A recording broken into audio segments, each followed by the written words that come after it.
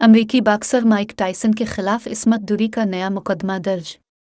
New York रियासत New York में एक खातून ने माइक टायसन के खिलाफ सिविल सूट दायर किया है, जिसमें साबिक बॉक्सिंग चैंपियन पर इल्ज़ाम लगाया गया है कि उन्होंने 1990 की दहाई के अवाइल में एक लिमोजीन में इसके साथ ज़्यादती की थी। खातून, जिसने अदालत से अपना नाम जाहिर न करने को कहा, जनवरी के अवाइल में न्यूयॉर्क रियासत के एक आर्जी कानून के तहत अपनी शिकायत दर्ज करवाई, जिसके तहत जिनसी ज़्यादती का शिकार होने वाले अफराद को हुदूद के कानून से कत नज़र शहरी हर जाने का मुतालबा करने की इजाज़त दी गई। टायसन ने 1992 में मॉडल डीजरी वाशिंगटन के साथ इस्मत दूरी के इल्ज़ाम में कसूरवार पाए जाने के बाद 3 साल जेल में गुजारे, जो इस वक्त 18 साल की थी। 30 दिसंबर 2022 के एक मुख्तसर हल्फनामे में मुद्दई बयान करती है कि वो बॉक्सर से 1990 की दहाई के अवाइल में एक नाइट क्लब में मिली, फिर इसके पीछे इसकी लिमोजीन में गई, जहां उसने मुबैना तौर पर उसके साथ ज़्यादती करने से पहले इस पर हमला किया।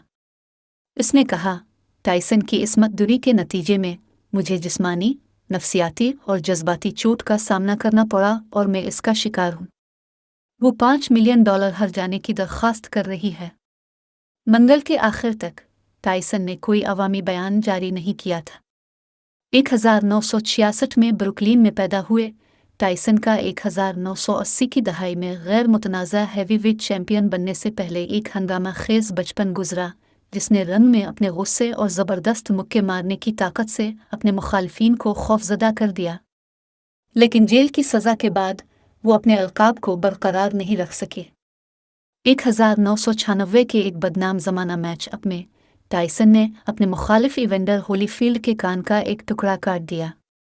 डिप्रेशन और नशे की वजह से वो मुसलसल सुर्खियां बनता रहा, ख़ास तौर पर एक वन मैन शो के लिए जिसमें उसने अपनी ज़िंदगी के बहुत से उतार चढ़ाव को बयान किया। उसने हाल ही में चर्स की मसनूआत के अपने ब्रांड के साथ भंग की सनत में आगाज़ किया है और एक पॉडकास्ट की मेज़बानी की है।